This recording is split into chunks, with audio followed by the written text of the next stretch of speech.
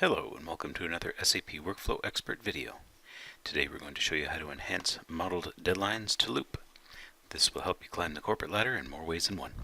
Sorry for the bad dad joke. Stay tuned.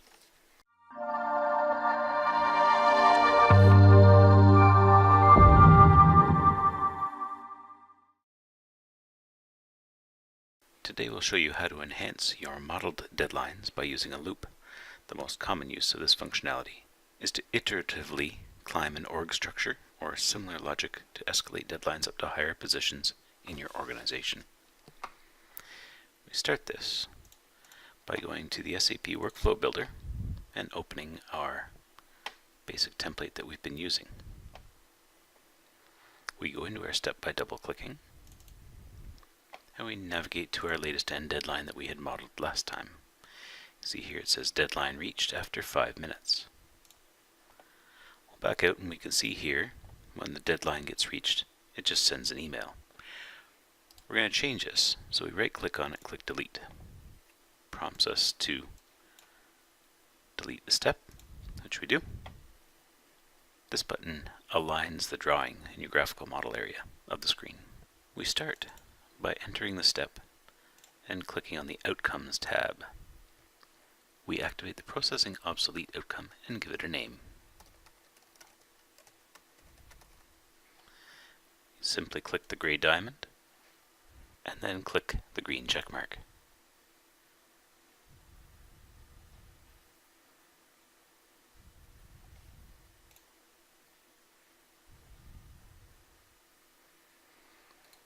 Now we go to our deadline reached outcome. We create a process control step type.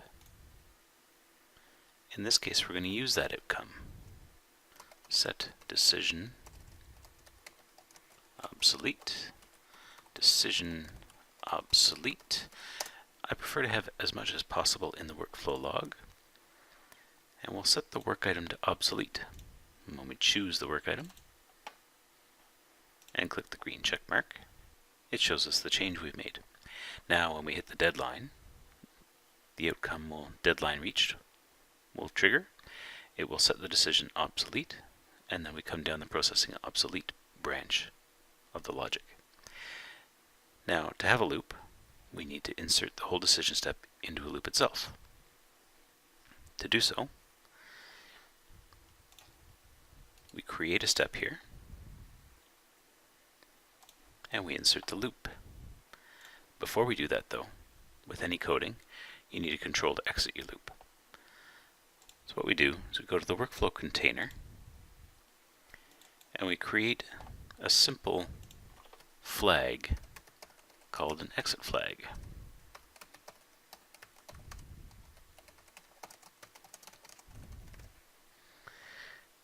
And we'll choose xfel to simply a single character.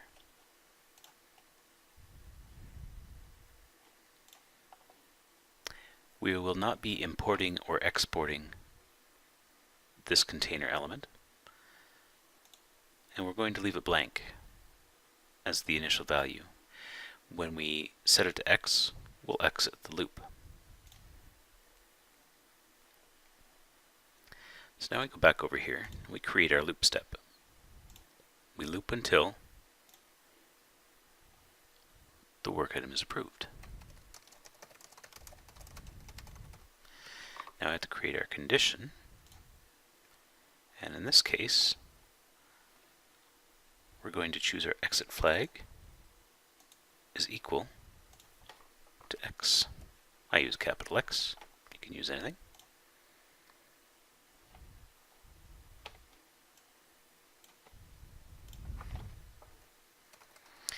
Now I have to name our two outcomes. We're going to call them decision made, decision not made,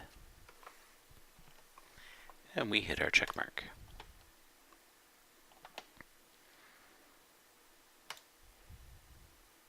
Now we copy our decision step and we paste the whole block inside the loop. And then we can proceed to delete the bottom one. So now we wind up with our decision step inside a loop that will go until exit flag equals X. Now what we have to do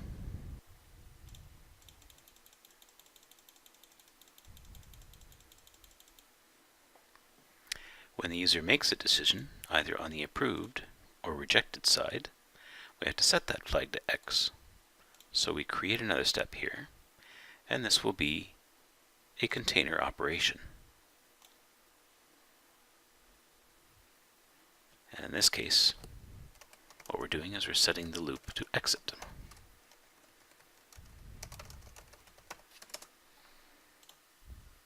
We choose our exit flag, and we make it X.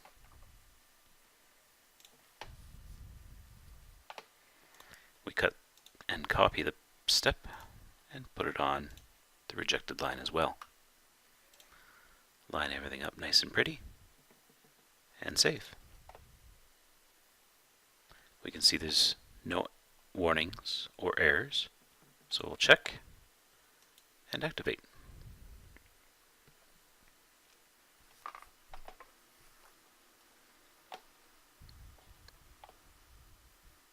So every time the deadline fires now, it will go down the deadline reached outcome, encounter this step.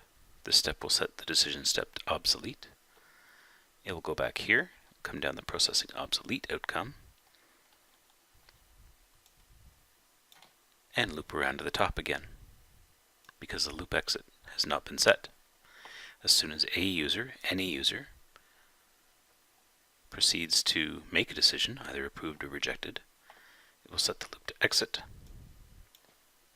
The loop will end and the workflow will complete. On the processing obsolete outcome is where you would add an activity step to calculate the escalation logic. That can be very complex, and it can be different for every organization depending on how they've implemented HR, if they've implemented HR, if they've used other different structures, custom tables, to manage their structures and escalations. So that's worth several videos on its own. We won't go into that here, but suffice it to say, you would right-click, click Create, add an activity to go to the custom code, and dictate where the step goes next.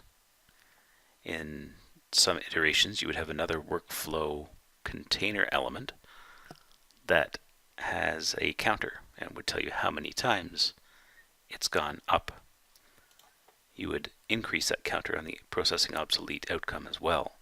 So if you wanted to go up twice and then close the workflow with an email to the requester saying your decision wasn't approved, you could do that as well. Lots of possibilities in this design model. So today we've enhanced our latest end deadline to implement a looping deadline to potentially climb an organizational structure. I hope this helped you. Along the way, we've also shown you a container operation step, a process control step, and we'll be soon starting a series on each of the different step types and what they can each do for you inside of a workflow template. Thank you for watching. Please feel free to subscribe to catch this next series, and hit the thumbs up if this video helped you solve a problem in your system. Thank you.